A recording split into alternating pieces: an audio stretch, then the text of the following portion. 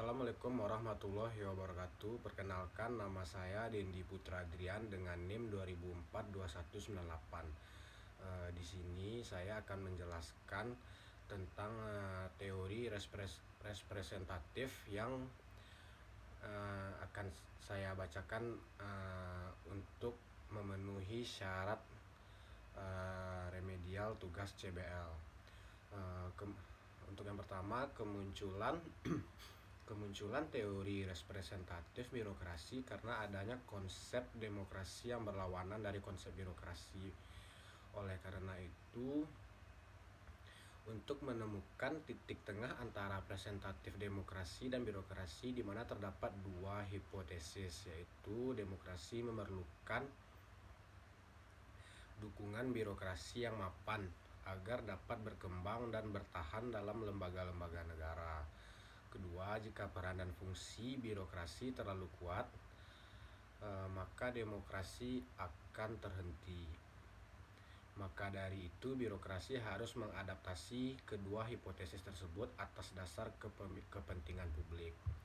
Teori representatif sendiri memiliki ciri birokrasi yang harus mencerminkan keberagaman masyarakat dalam mempertimbangkan kepentingan semua kelompok ketika contohnya seperti mengambil keputusan, musyawarah. Pada dasarnya konsep representatif birokrasi untuk menjadikan keberadaan elit dalam birokrasi. Oleh karena itu, dikembangkan struktur yang memungkinkan kelompok dimasukkan ke dalam struktur pemerintahan. Contoh permasalahan yang ada di dalam masyarakat yang mungkin akan membantu dengan teori representatif ini adalah seperti contohnya pada zaman sekarang kurangnya kesetaraan gender antara laki-laki dan perempuan. Maksud saya di sini adalah seperti contohnya pada pemerintahan atau kantor-kantor swasta masih banyak nih yang sepertinya lebih mengedepankan laki-laki sebagai kepemimpinannya. Padahal di sini perempuan pun juga layak untuk mendapatkan kepemimpinan.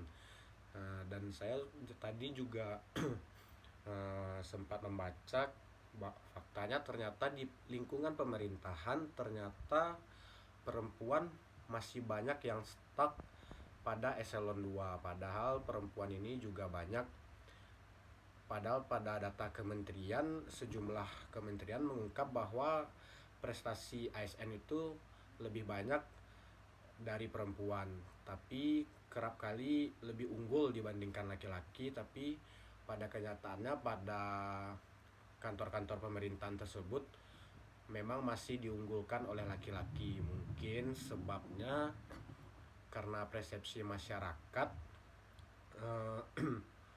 karena persepsi masyarakat yang lebih mengedepankan laki-laki yang mungkin lebih bertanggung jawab, atau mungkin tidak adanya persetujuan dari keluarga pihak perempuan untuk mendapatkan untuk naik ke jabatan-jabatan yang tinggi, dikarenakan akan ada kesibukan dengan adanya anak atau keluarga. Jadi dengan begitu proses padahal pada kenyataannya perempuan ini lebih potensial di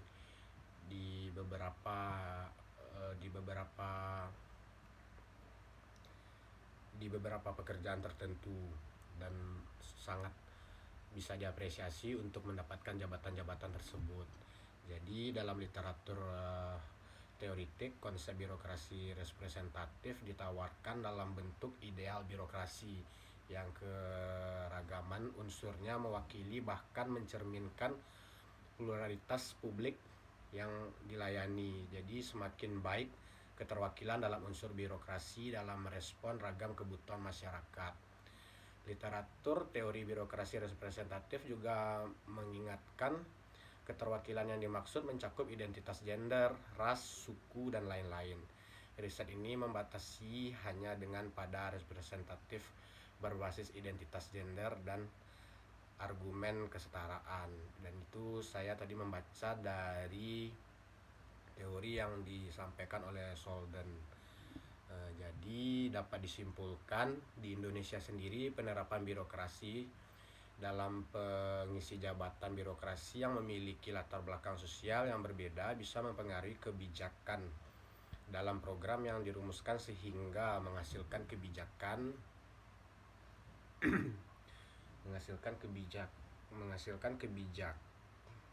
yang diinginkan oleh kelompok sosial dalam masyarakat. Birokrasi perwakilan juga membangun proses demokrasi ideal melalui prinsip keadilan dan kepemerataan agar perbedaan elemen-elemen masyarakat menjadi terwakili dalam lembaga-lembaga pelaksanaan yang mengurus kepentingan masyarakat.